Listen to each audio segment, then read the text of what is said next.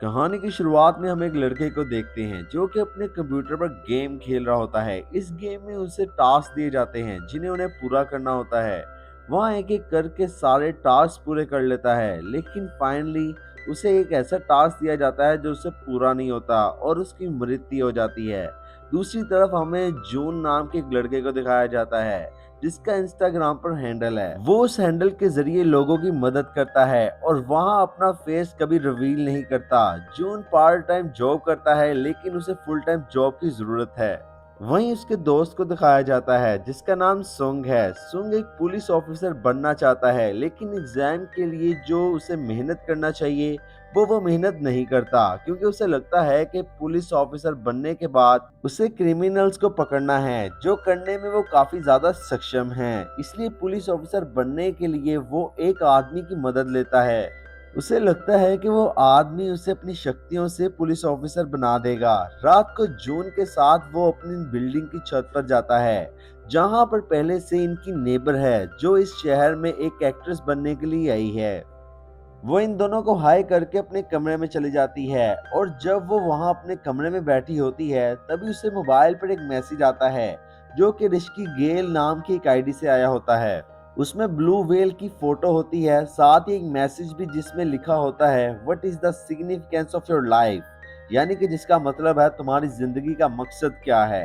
वो लड़की लिखती है कि मैं एक्ट्रेस बनना चाहती हूँ, जिसके लिए मैं इस शहर में आई हूँ, मैं मेहनत कर रही हूँ। उसे रिप्लाई आता है ये सब एक धोखा है, क्या तुम अपनी जिंदगी का असली मकसद जानना चाहती हो। वहीं दूसरी तरफ हमें जून को दिखाया जाता है जो कि सोशल मीडिया पर उसी एक्ट्रेस के मैसेज को पढ़ रहा होता है, जो कि उसकी नेबर भी है, पर उसकी नेबर को नहीं पता होता कि जो मैसेज वो कर रही है वो जून को कर रही है, क्योंकि जून ने अपना फेस कभी रिवील नहीं किया। वो ऑनलाइन लोगों की मदद करता है, लेकिन फिलहाल वो उसके मैसेज का कोई जवाब नहीं देता। अगली सुबह वो एक काउंसलर से मिलने के लिए जाता है जिसका नाम होता है मिस पार्क। मिस पार्क फ्री ऑफ कॉस्ट हर एक इंसान की मदद करती हैं, उनकी काउंसलिंग करती हैं। जून दरअसल यहाँ पर इसलिए आया होता है ताकि वो उनसे मिलकर उनके बारे में अपने सोशल मीडिया में सबको बता सके, ताकि लोगों की और मदद हो सके। जून मिस पार्क के स्टॉल की फोटो खींचकर वहां से चला जाता है। रात को एक बार फिर से बिल्डिंग की छत पर वो अपने दोस्त संग से मिलता है और उसे बताता है कि मुझे हमारी नेबर ने मदद करने के लिए मैसेज किया था, लेकिन मैंने अभी तक उसे कोई रिप्लाई नहीं दिया। संग कहता है कि तुम्हें उसकी मदद करनी चाहिए। इसके बाद संग यहाँ से निकल जाता है। वो देखता है कि उनकी बिल्डिंग में एक लड़का है जिसने कैप पहनी है। वो सीक्रेटली वहाँ फोटो खींच रहा होता है, पर संग को देखकर वहाँ से चला जाता है।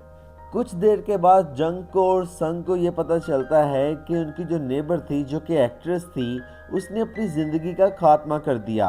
ये जानकर जून को बहुत ज़्यादा दुख होता है, क्योंकि उसने उससे मदद मांगी थी पर उसने उसका रिप्लाई तक नहीं दिया था। अब ये दोनों के दोनों जून के कमरे में आ जाते हैं।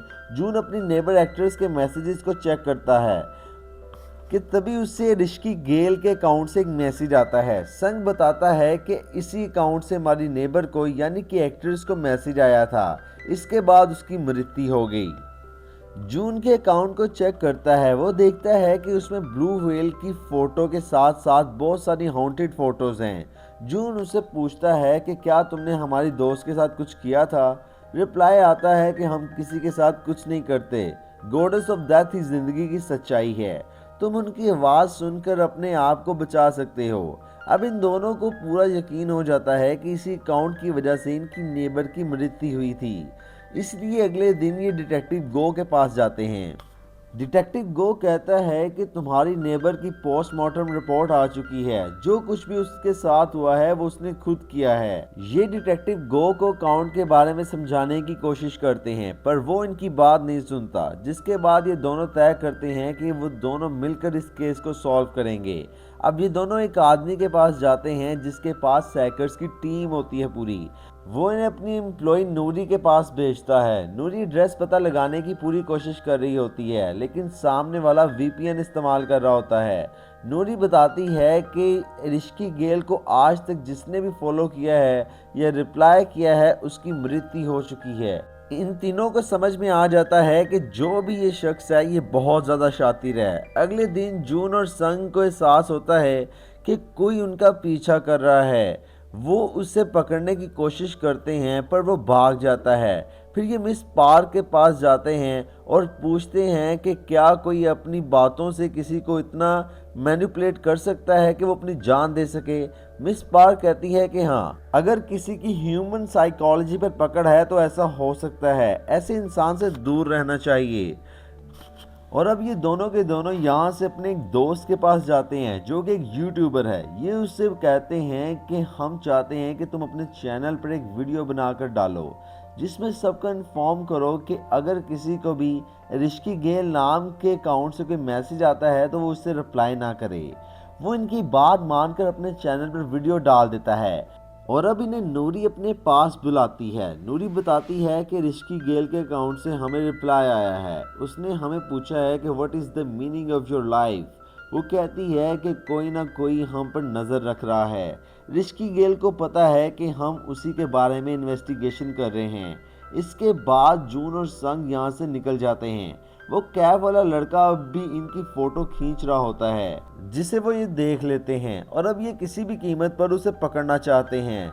ये नूरी को कॉल करके बताते हैं कि वो कैब वाला लड़का तुम्हारी बिल्डिंग की छत पर है। ये सुनने के बाद वो बिल्डिंग की छत पर जाकर उसे पकड़ लेती है और अब ये इसे अपने घर के अंदर लेकर आती है। वो लड़का बताता है कि मैं पर्सनली ऋषि गेल को नहीं जानता। इस दिन उसका मेल मुझे आया था। उसे मेरे बारे में बहुत सारी ऐसी बातें पता हैं जो मेरी लाइफ के सीक्रेट्स हैं। एक तरह से वो मुझे ब्लैकमेल कर रहा है, इसलिए मुझे उसके कहने पर सब कुछ करना पड़ता है। शुरू में मुझे नहीं पता था कि ऋषि गेल मुझे जिसकी भी फ़ोटो लेने के लिए भेजता है उसकी मृत्यु हो जाती है। बाद में मुझे पता चला। और वैसे भी मुझे लोगों की प्राइवेट लाइफ में झांकने की आदत थी। ये सुनकर संग को बहुत ज़्यादा गुस्सा आता है। वो उसे मारना चाहता है पर जून उसे ऐसा करने से मना कर देता है। अगले दिन डिटेक्टिव गो इस केस पर काम कर रहे होते हैं। वो जून को मैसेज करके बताते हैं कि हमने ऋषि गेल का पता लगा लिया है, पर जब हम उसके ठिकाने पर पहुंचे तो पहले ही उसकी मृत्यु हो चुकी थी। उसने डर कर अपनी ज़िंदगी का खात्मा कर लिया था, इसलिए अब तुम्हें ज़्यादा इन्वेस्टिगेट करने की ज़रूरत नहीं है। ये बात वो संग और नूरी को बताता है, लेकिन नूरी को विश्वास नहीं होता कि एक बंदा कातिल इतनी आसानी से कैसे अपनी ज़िंदगी का खात्मा कर सकता है। संग को ये भी लगता है कि हो सकता है कि उनका अपना कोई गैंग हो। और अब ये तीनों के तीनों एक रेस्टोरेंट में खाना खाने के लिए जाते हैं। जून और संग अपनी ज़िंदगी में अपने करियर को लेकर बहुत ज़्यादा फ्रस्ट्रेटेड हैं। जब भी वो अपनी ज़िंदगी में कुछ करने की सोचते हैं उनके सामने कुछ ना कुछ ऐसा आ जाता है जिस वजह से वो अपने करियर पर फोकस नहीं कर पाते। पिछले कई वक्त से इस केस के चलते वो पूरी तरह से अपने करियर से डिवर्टेड था, जिस वजह से उसकी परेशानियां पहले से भी ज़्यादा बढ़ चुकी हैं। साथ ही उसे ये समझ नहीं आ रहा होता कि जब ऋषि गेल को पता था कि वो उसके बारे में इन्वेस्टिगेशन कर रहा है तो उसने उससे कांटेक्ट करने की कोशिश क्यों नहीं की। उसके दिमाग में बहुत सारे सवालात आ रहे थे।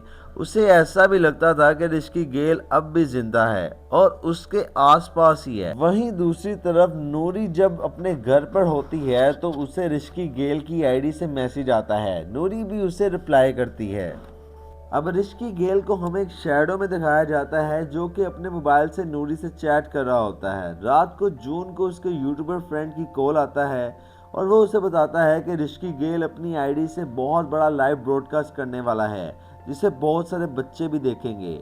जून समझ आता है कि वो अब भी जिंदा है और एक साथ कई बच्चों को मारने का प्लान कर रहा है। वहीं संग नूरी को कॉल करता है और कहता है कि हमें ऋषि गेल के बारे में और भी इंफॉर्मेशन इकट्ठी करनी होगी, शायद वो अभी भी जिंदा है। नूरी कहती है कि अब मैं इस केस को ऊपर काम नहीं करना चाहती। संग समझ आता है कि कुछ ना कुछ गड़बड़ है, इसलिए दोनों के दोनों नूरी के घर जाते हैं और जब ये उसके कमरे में दाखिल होते हैं तो देखते हैं कि वो खून से लथपथ है। उसने अपनी ज़िंदगी का खात्मा करने की कोशिश की। ये एम्बुलेंस बुलाकर उसे हॉस्पिटल भेज देते हैं। वहीं संग अपने यूट्यूबर दोस्त के घर जाता है और उसकी स्ट्रीम में वो ऋषि गेल को चैलेंज करता है। ऋषि गेल भी उसकी बात का जवाब देता है और उसके बारे में ऐसी बातें बताता है कि जो कि उसके अलावा किसी और को पता नहीं थी, जिसे सुनकर संग बहुत ज़्यादा हैरान हो जाता है। जिसके बाद वो संग के दिमाग को अपने कंट्रोल में कर लेता है। जंग भी इस चीज को अपनी स्क्रीन पर देख रहा होता है। वो संग के घर जाता है और देखता है कि संग अपनी जिंदगी का खात्मा करने वाला है, लेकिन वो संग को बचा लेता है। जिसके बाद जून नूरी से मिलने के लिए हॉस्पिटल जाता है। वो बताती है कि ऋषि गेल से जब मैंने बात की तो मुझे ऐसा लगा कि उसने मुझे अपने काबू में कर लिया हो। इसके बाद मुझे अपनी ज़िंदगी में सिर्फ नेगेटिव थॉट्स आए, जो ज़्यादातर मेरे बचपन के बारे में थी। मुझे लगा कि मेरी ज़िंदगी का कोई मतलब नहीं है, इसलिए मैंने इतना बड़ा कदम उठाया। इसके बाद वो जून को एक एनवेलप देती है और कहती है कि इस केस को सॉल्व करने में इस एनवेलप के अंदर जो डॉक्यूमेंट्स हैं वो तुम्हारी मदद करेंगे। इसके बाद जून वहाँ से अपने घर की तरफ निकल जाता है। उसे एहसास होता है कि कुछ लोग उसका पीछा कर रहे हैं। वो समझ जाता है कि ये सब ऋषि गेल के लोग हैं जो कि उसे नुकसान पहुंचाना चाहते हैं। जून वहाँ से भागना शुरू कर देता है। भागते भागते एक डिटेक्टिव गोस्ट के सामने आ जाते हैं, जो कि जून को गन पॉइंट पर ले लेते हैं और उठाकर उस जगह पर ले जाते हैं जहां पर ऋषि गेल रहता है। दरअसल डिटेक्टिव गो की कुछ ऐसी चीजें उसके पास हैं जिसकी वजह से वो उसके लिए काम कर रहा होता है, लेकिन जून को पहले से ही पता चल गया था कि ऋषि गेल कौन है, क्योंकि नूरी ने जो उसे एनवेलप दिया था उसके अंदर ऐसे सबूत थे जिसे उसे पता चल गया था। ऋषि गेल उसके सामने आती है। ये वही काउंसलर है जिसका नाम मिस पार्क है, जिसके पास पहले जून जा चुका है। मिस पार्क उसे बताती है कि आज से 3 साल पहले तुमने सोशल मीडिया पर एक चिकन रेस्टोरेंट के बारे में एक रिपोर्ट डाली थी जो कि बहुत ज़्यादा वायरल हो गई थी। तुमने सबको बताया था कि रेस्टोरेंट का खाना अच्छा नहीं है। इसके बाद रेस्टोरेंट का ऊपर इन्वेस्टिगेशन हुई और उस कंपनी के ऊपर केस हुआ जो कंपनी उस रेस्टोरेंट को रॉ मटेरियल सप्लाई किया करती थी।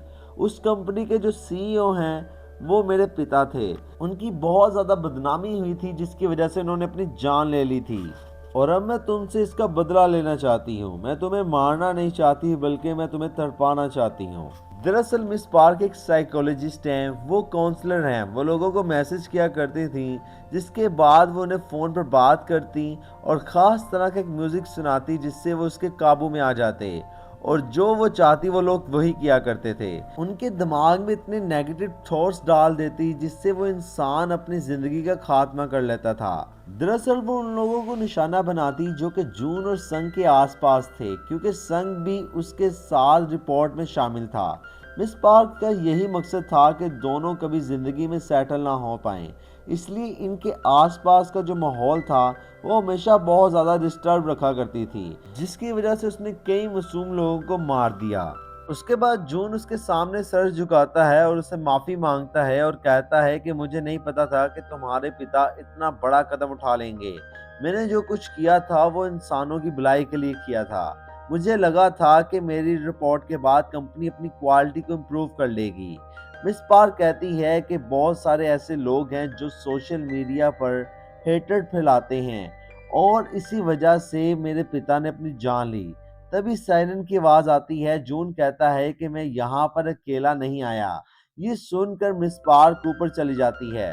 वहीं हमें संग को दिखाया जाता है जिसके ऊपर मिस पार्क के लोगों ने हमला किया होता है, लेकिन वहीं पर नूरी पहुंच जाती है जो कि बहुत ही अच्छी फाइटर है। वो संग को बचा लेती है। वहीं मिस पार्क को दिखाया जाता है जो लाइव स्ट्रीम करके लोगों को एक साथ खत्म करना चाहती है, लेकिन जून ऊपर आ जाता है और कहता है इसका अब कोई फायदा नहीं। मेरी शर्ट पर एक स्पाई कैमरा लगा था। जो कुछ तुमने मुझे कहा है वो पूरी दुनिया देख चुकी है। लाइव स्ट्रीमिंग चल रही थी उस टाइम पर। अब तुम्हारी स्ट्रीम को कोई ज्वाइन नहीं करेगा क्योंकि सबको पता चल चुका है कि तुम उनके साथ क्या करने वाली हो। वो समझ जाती है कि अब उसका खेल खत्म हो चुका है। वो हार चुकी है, इसलिए वो बिल्डिंग के ऊपर से नीचे कूद जाती है, पर नीचे पहले ही पुलिस ऑफिसर्स पहुंच जाते हैं जो कि उसे बचाने के लिए वहां पर सेफ्टी मैटर्स को बिछा देते हैं, जिससे उसकी जान बच जाती है। मिस पार्क को अरेस्ट कर लिया जाता है। जून को इस बात का बहुत दुख होता है कि इतने सारे मासूम लोगों की जान उसकी वजह से गई। वो अपने सोशल मीडिया अकाउंट पर सब कुछ लिख देता है कि किस तरह से 3 साल पहले उसने कंपनी को एक्सपोज किया था, जिसके बाद ये सब कुछ हुआ। जिसके बाद मिस पार्क ने उसे बदला लेने के लिए कितने मासूम लोगों को मार दिया। इसी नोट के साथ यहाँ पर ये कहानी खत्म होती है। उम्मीद करते हैं कि आपको मेरी ये वीडियो बहुत ज़्यादा पसंद आई होगी। मिलते हैं कल एक नई वीडियो में, अपना ख्याल रखिएगा। Good bye.